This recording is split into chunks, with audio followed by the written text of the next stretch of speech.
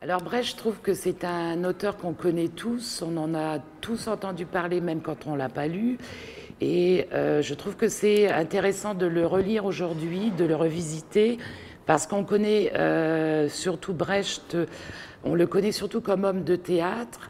On le connaît par son œuvre engagée, politique, son théâtre pédagogique, mais souvent on oublie Brecht, le poète.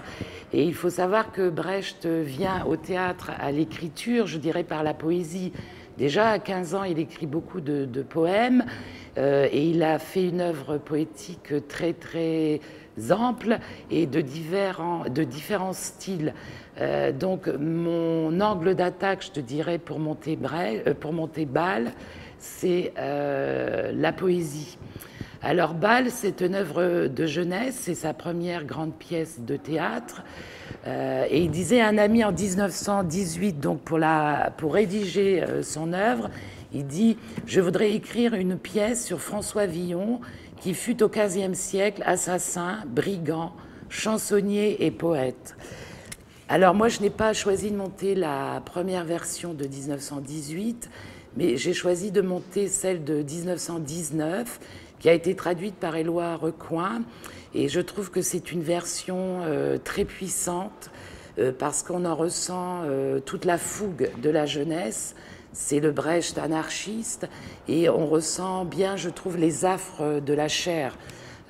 Et c'est pour cela que j'ai choisi cette œuvre de 1919 et pas celle qui a été traduite plus tard, dans les années 50, avant qu'il meure, parce que je la trouve plus lisse.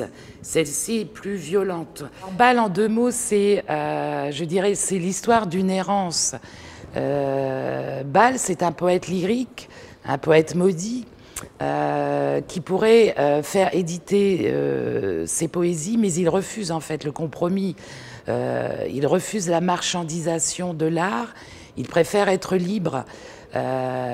Et c'est une quête vers la liberté, dans la solitude. Et cette quête, il l'éprouve à travers la recherche de la jouissance. En fait, Bâle, c'est un jouisseur au présent.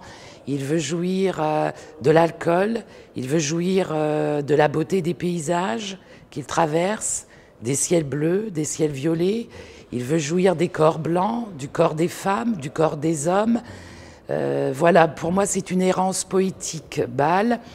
Et si je peux, comment dirais-je, cette jouissance au monde, ce n'est pas une exubérance, je ne sais pas comment dire, mais c'est un rapport, c'est une manière d'être, d'habiter le monde, je dirais, poétiquement.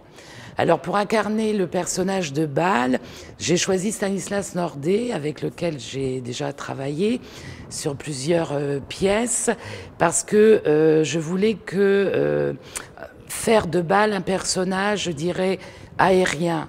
Et pour moi, Stanislas a cette chose très aérienne. Je souhaite que l'acteur incarne le verbe. Je ne souhaite pas qu'il joue à être Bâle. Je veux qu'il soit Bâle. Et ce qui m'intéresse, c'est d'amener, en fait, avec le choix de Stanislas, et je dirais même le couple avec Vincent Dissès qui interprétera Eckhart, c'est d'avoir une chose très poétique et sensible.